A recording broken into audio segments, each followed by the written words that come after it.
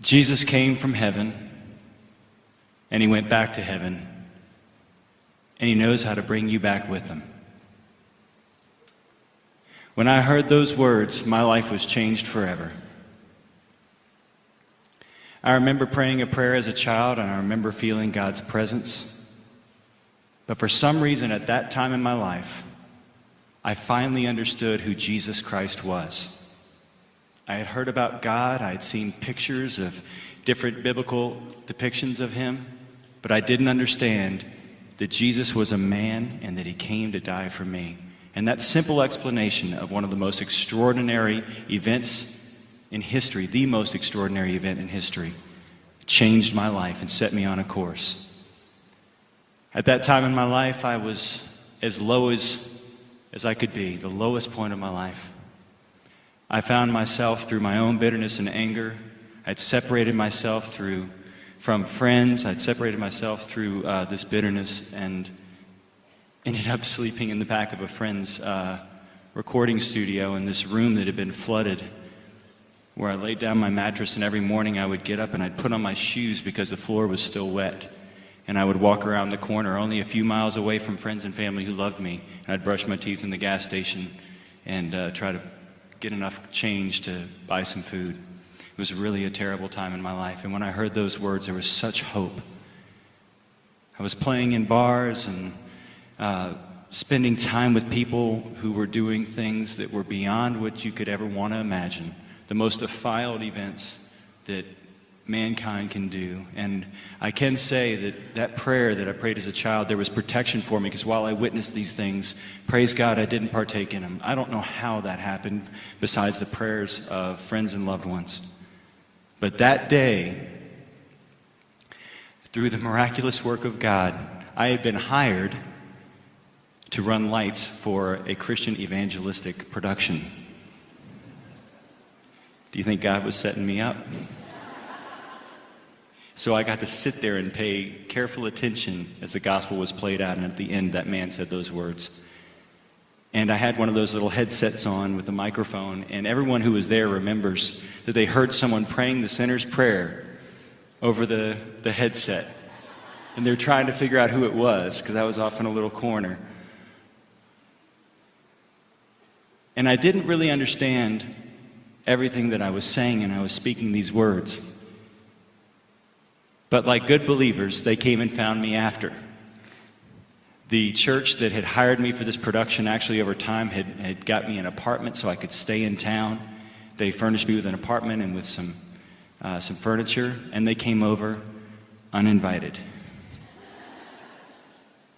And they began to talk to me in very large Christianese words that I didn't understand about all these profound things. And I knew what they were talking to me about. I just didn't understand everything.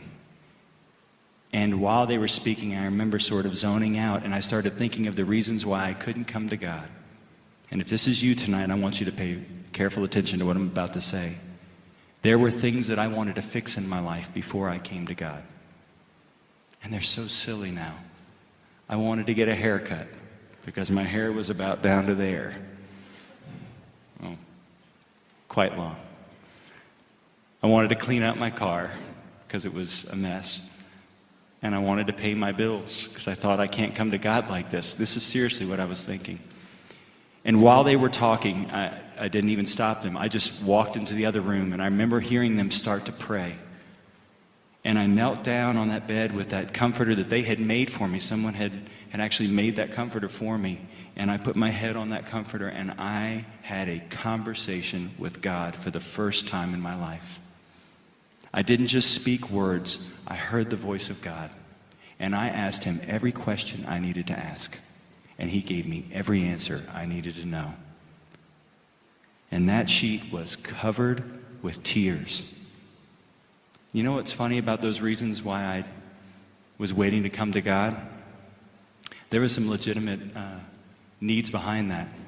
I did need a haircut, but I didn't need my haircut. I needed my sinful flesh cut off. I needed those things that had hindered me all my life cut from me. And I did need to clean out my car. I needed to clean out the vessel that I am. I needed all the junk in my life removed. And the last one is the best. I did need my bills paid. But the problem is, the wages of sin are death, and I couldn't pay it. And Jesus paid my bill for me. And that day, when I walked out of that room and I walked back in there with those friends who were praying for me, everything looked different. Everything sounded different. It was almost like I had been born again. And I was saved. Jesus saved my life that day. He saved my soul for eternity. As that week went on, I had an old classical guitar. That was the only instrument I had around to express these feelings I was feeling, and that's where this song came from. It's called One Single Drop of Blood. And I was feeling emotions that I can now see that were in the Bible. But at that time, I hadn't even read the Bible yet. I had no idea about anything. I didn't know anything about songwriting. I had limited musical knowledge about things. And I just started playing a song to the Lord, not really understanding that was even something common to do. I remember going to church shortly after that and seeing the words on PowerPoint, seeing Jesus' name. And I said, wow, other people know about him too. This is great. I didn't know any of these things, but I knew this, like the centurion who said, Lord, if you just say the word, my servant will be healed.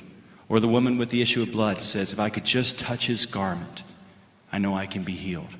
I said, Lord, if you just give me one drop of your blood, I'll be cleansed. There's a line in the song that I hope speaks to you tonight. It says, a little bit of grace can somehow erase a lifetime of failing you. And no matter how you feel today, whatever your excuse is, come back to God. Come to him. There is nothing to be afraid of. The Lord will take you just